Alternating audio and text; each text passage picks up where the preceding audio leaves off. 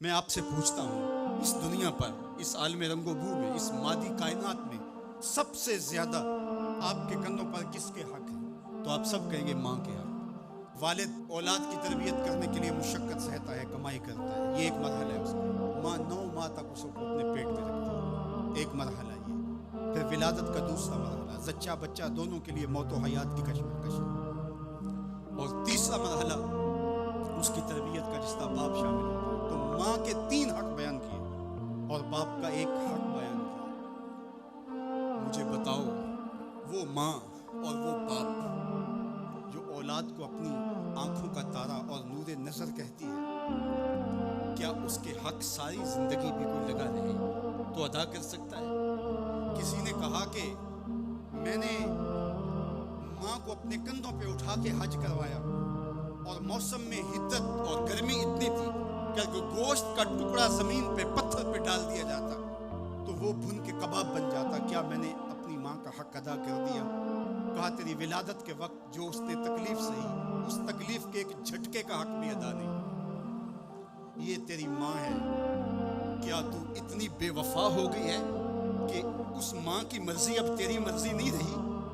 وہ باپ جس کی ہڈیاں بھی درد کر رہی ہیں اور وہ مزدوروں والے اڈے پہ بیٹھا ہے، اور جب کوئی مزدور لینے آتا ہے تو اس سے صحیح طرح سے اٹھا بھی نہیں جاتا، پھر بھی کلی والا ڈبہ اٹھا کے آگے بڑھتا ہے، اور مزدور لینے والے شخص کے ساتھ لپٹ کے چمٹ کے کہتا ہے کہ بابو مجھے لے جاؤ، 10 روپے کم دے دینا، میں نے اپنی بیٹی کی کالج کی فیس دینی ہے۔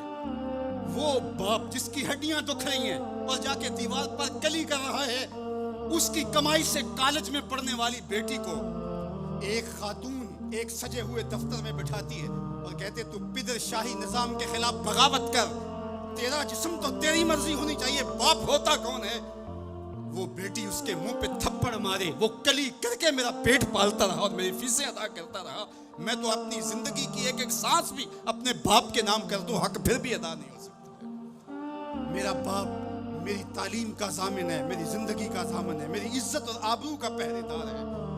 اللہ اکبر، معاشرہ بدل گیا، حالات کے تیور تبدیل ہو گئے، بغاوتیں بھر گئیں، وفاؤں نے دم توڑ دیا، مغربی تہذیب کی یلغار نے مرد آوارہ، بیکار و زن کمار باش کیا معاشرہ تخلیق کیا جا رہا ہے۔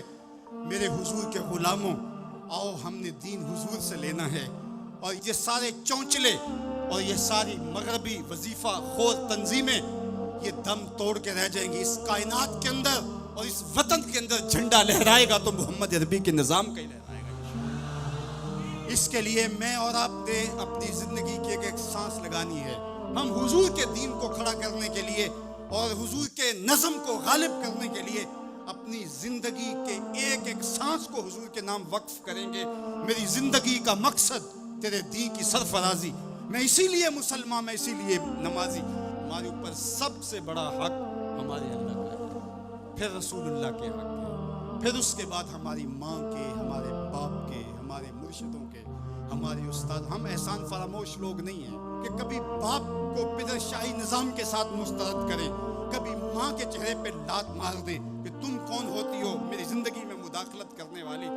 ہم تو رشتہ بھی کرنا ہوتا ہے تو بوڑھی دادی امی سے بھی پوچھتے ہیں، جب تک وہ ہاں نہیں کرتی تو گھر کے اندر ماحول ہی نہیں بنتا ہے۔ ہمارا دین، ہمارا کلچر، ہماری تہذیب، ہمارا تمدن ہمیں یہ سکھاتا ہے، لیس منا من لم یرحم صغیرنا ولم یوقر کبیرنا، جو چھوٹوں کے ساتھ شفقت سے پیش نہیں آتا اور بڑوں کے ساتھ جو ہے وہ توقیر سے پیش نہیں آتا۔ میرے حضور نے فرمایا میرے ساتھ اس کا کوئی تعلق، کوئی ربط، کوئی رشتہ نہیں ہے۔ تو ہمارا دین تو ہمیں یہی سکھاتا ہے۔ تو ایک امت بنو، دوسرا امت وسط بنو، تو پھر دیکھنا تم پھر بڑھتے رہو گے اور تمہارا بڑھنا منزل آشنا ہوگا، اور تو راہ نورد شوق ہے منزل نہ کر قبول، لیلا بھی ہم نشیں ہو تو محمل نہ کر قبول۔ تیرا تو مطمع نظر، تیرا تو ہدف ہی کچھ اور ہے، تو دنیا کے لیے نہیں ہے، دنیا تیرے لیے ہے۔ تو خواہشات کا دیوانہ نہیں ہے، بلکہ زمانہ تیری دہلیز پہ باندیوں کی طرح نوکری کرے گا۔